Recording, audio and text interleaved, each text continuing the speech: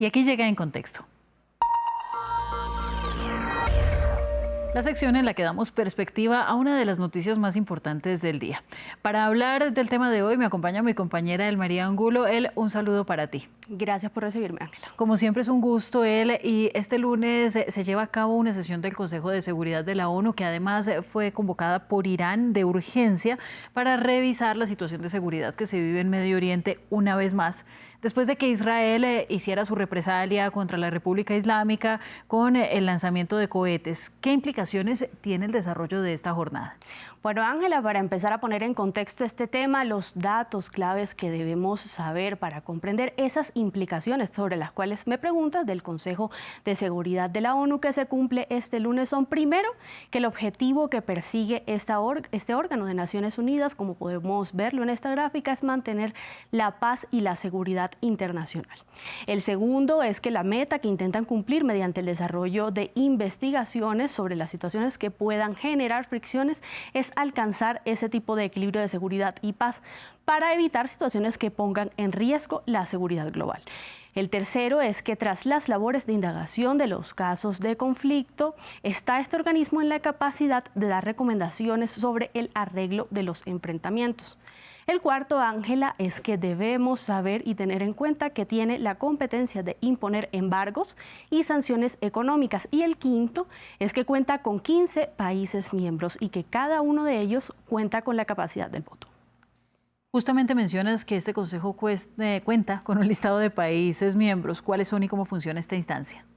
Bueno, primero hay que saber que la presidencia del Consejo de Seguridad rota mensualmente entre los países miembros. Dicho esto, Ángela, las naciones que integran la presidencia del Consejo para este año 2024, según la distribución de asignaciones, fue elaborada de la siguiente manera. Primero, Francia en enero, luego Guyana en febrero, Japón en marzo, Malta en abril, Mozambique en mayo, la República de Corea en junio, Rusia en julio, Sierra Leona en agosto, Eslovenia en septiembre, Suiza en este mes de octubre, Reino Unido en noviembre, Estados Unidos en diciembre, pero también debemos saber que de este listado hay 5 miembros que son permanentes y que son China, Francia, Rusia, Reino Unido, Irlanda del Norte y Estados Unidos, y que a pesar de que cuentan con muchos más miembros, hay 50 miembros de Naciones Unidas que nunca se han integrado al Consejo de Seguridad. Sobre esto es clave recordar que un Estado miembro de Naciones Unidas, pero que no hace parte del Consejo de Seguridad,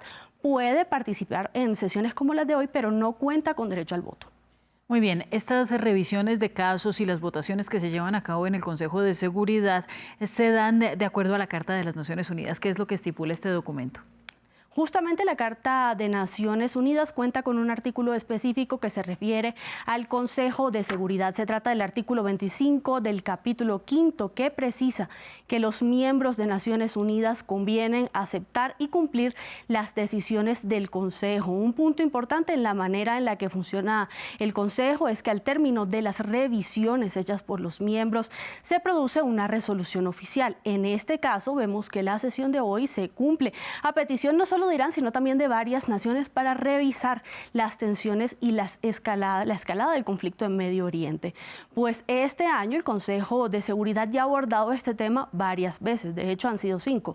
La primera fue el 25 de marzo, cuando fueron revisados los hechos y los bombardeos israelíes en territorio gazatí. En ese momento la resolución 2728 exigió un alto el fuego inmediato para el mes del Ramadán, así como la liberación de todos los rehenes para que se garantizaran los derechos humanos y el acceso a las ayudas humanitarias. Ya en ese momento se ponía de relieve la necesidad urgente de ampliar el flujo de la asistencia en la zona. Sin embargo, Ángela, varias de estas disposiciones no se cumplieron, por lo que se repitieron sesiones posteriores sobre el mismo tema, tanto el 10 como el 27 de junio, mes en el que se reafirmaron las mismas peticiones y se pidió mayor cooperación entre los estados. Posteriormente, en julio y en agosto, también este organismo sesionó y condenó los incidentes en los que efectivos de las fuerzas provisionales de Naciones Unidas en Líbano resultaron afectados en medio de acciones de las fuerzas israelíes. Bueno, pero cuando uno habla del Consejo de Seguridad de la ONU, está clarísimo que una cosa es lo que pasa en el papel y otra cosa lo que se lleva a la realidad, y ya nos lo estás tú tú mostrando perfectamente con los ejemplos. ¿Cómo mide este órgano su efectividad? Bueno, Ángela, el desarrollo de los consejos de seguridad de la ONU genera, así como bien lo dices, diversas reacciones en la comunidad internacional, sobre todo en temas tan álgidos como lo es el del conflicto en Medio Oriente, pero también el de la guerra en Ucrania, la crisis de seguridad que vive, por ejemplo, Haití y el conflicto que se vive en Sudán, por ejemplo.